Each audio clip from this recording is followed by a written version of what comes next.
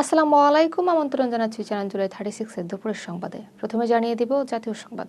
প্রধানমন্ত্রী তারেক রহমানের পূর্ব নির্ধারিত বগুড়া সফর স্থগিত করা হয়েছে। 10 মার্চ ফ্যামিলি কার্ড বিতরণ কর্মসূচিতে অংশ নেওয়ার কথা ছিল তার। উপনির্বাচনের সামনে থাকায় সফরটি বাতিল করা হয়। জেলা প্রশাসন বিষয়টি নিশ্চিত করেছে। নির্বাচনী বিধি লঙ্ঘনের প্রশ্ন এড়াতে এই সিদ্ধান্ত নেওয়া হয়েছে। পরবর্তী সময়ে নতুন তারিখ জানানো হবে। বাংলাদেশ সরকার ইরানের সর্বোচ্চ নেতা আয়াতুল্লাহ আলী খামেনিকে লক্ষ্য করে চালানো হামলায় গভীর শোক প্রকাশ করেছে। পররাষ্ট্র মন্ত্রণালয় বলেছে, এই হামলা আন্তর্জাতিক আইন ও নীতিমালার স্পষ্ট লঙ্ঘন। বাংলাদেশ ইরানের জনগণের প্রতি আন্তরিক সমবেদনা জানিয়েছে। বিবৃতিতে বলা হয়, সংঘাত কোনো সমাধান আনে না। সংলাপ ও পারস্পরিক শ্রদ্ধার মাধ্যমে এই সংকট সমাধান সম্ভব। বাংলাদেশ শান্তিপূর্ণ সমাধানের পক্ষে অবস্থান পুনর্ব্যক্ত করেছে। মধ্যপ্রাচ্যে চলমান যুদ্ধে ক্ষেপণাস্ত্র ও ড্রোন হামলায় 2 বাংলাদেশি প্রবাসী নিহত হয়েছেন। আহত হয়েছেন আরও অন্তত 7 জন। পররাষ্ট্র মন্ত্রণালয় জানিয়েছে, নিহতদের একজন সংযুক্ত আরব আমিরাতের আজমানে অবস্থান করছিলেন।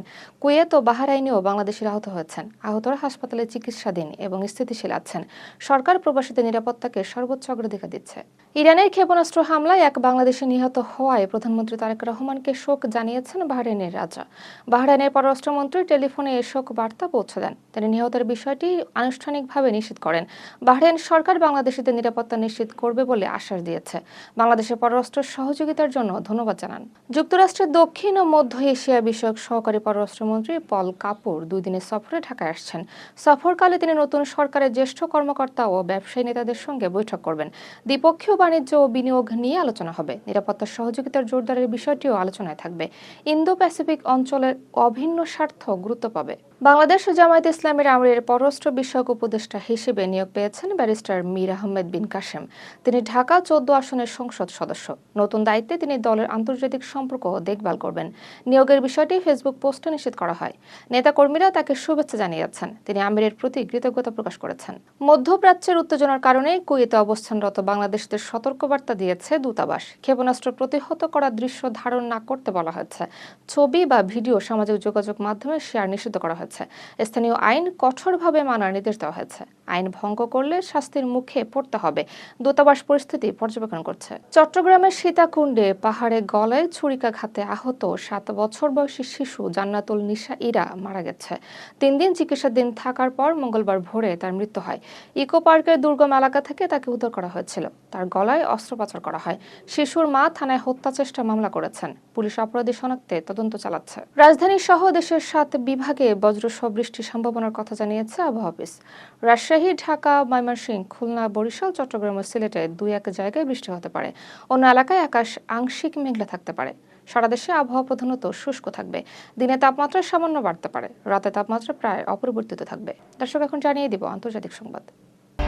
করাচিতে যুক্তরাষ্ট্রের কনসুলেটে হামলার সময় মার্কিন মেরিনেরা বিক্ষোভকারীদের লক্ষ্য করে গুলি চালিয়েছেন বলে জানিয়েছে রয়টার্স।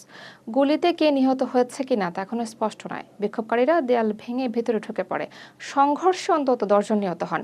পাকিস্তানের বিক্ষোভ আরও ছড়িয়ে পড়তে পারে। ইরানের বিরুদ্ধে যুক্তরাষ্ট্র ও ইসরায়েলের হামলা তীব্র নিন্দা জানিয়েছে চীন। বেইজিং একে আন্তর্জাতিক নিয়ম লঙ্ঘন বলে উল্লেখ করেছে। চীনের পররাষ্ট্রমন্ত্রী ওয়াং ই ইরানের পাশে থাকার ঘোষণা দেন। তিনি অবিলম্বে সামরিক অভিযান বন্ধের আহ্বান জানান। সংঘাত বাড়লে মধ্যপ্রাচ্যে বড় যুদ্ধের আশঙ্কা করেন তিনি। চীন কূটনৈতিক সমাধানের উপর জোর দিয়েছে। যুক্তরাজ্য সরাসরি ইরানের বিরুদ্ধে হামলায় অংশ নিচ্ছে না বলে জানিয়েছেন প্রধানমন্ত্রী কিয়ার স্টারমার। তবে প্রতিরক্ষামূলক উদ্দেশ্যে ব্রিটিশ ঘাঁটি ব্যবহারের অনুমতি দেওয়া হয়েছে। তিনি বলেন, যুক্তরাজ্য আক্রমণাত্মক অভিযানে যুক্ত নয়। মিত্রদের আত্মরক্ষা নিশ্চিত করাই লক্ষ্য। ব্রিটিশ নাগরিকদের নিরাপত্তা অগ্রাধিকার পাচ্ছে। প্রতিরক্ষামূলক কার্যক্রম চলবে। যুক্তরাষ্ট্র ইসরায়েলের হামলার পক্ষে যুক্তি দিয়েছেন প্রেসিডেন্ট ডোনাল্ড ট্রাম্প। তিনি বলেন, ইরানের পারমাণবিক কর্মসূচি বড় হুমকিতে পরিণত হয়েছিল। এটিকে শেষ সুযোগ বলে উল্লেখ করেন তিনি। ইরানের নৌবাহিনী ও ক্ষেপণাস্ত্র সক্ষমতা ধ্বংসের দাবি করেন। তবে ওমান জানায়, হামলার আগে আলোচনায় অগ্রগতি হয়েছিল। সংঘাত নতুন মাত্রা পেয়েছে। ইরান হরমুজ প্রণালী পুরোপুরি বন্ধের ঘোষণা দিয়েছে। আইআরজিসি বলছে, কোনো জাহাজ চলাচল করলে আগুন ধরানো হবে। তেলের পাইপলাইনেও হামলার হুঁশিয়ারি দেওয়া হয়েছে। বিশ্ববাজারে তেলের দাম বাড়ার আশঙ্কা করা হচ্ছে। ইরান এটিকে প্রতিশোধমূলক পদক্ষেপ বলছে। বৈশ্বিক অর্থনীতিতে প্রভাব পড়তে পারে। ইরানে অভিযানে অন্তত 6 মার্কিন সেনা নিহত হয়েছে বলে জানিয়েছে যুক্তরাষ্ট্র। নিখোঁজ 2 সেনার মরদেহ উদ্ধার করা হয়েছে।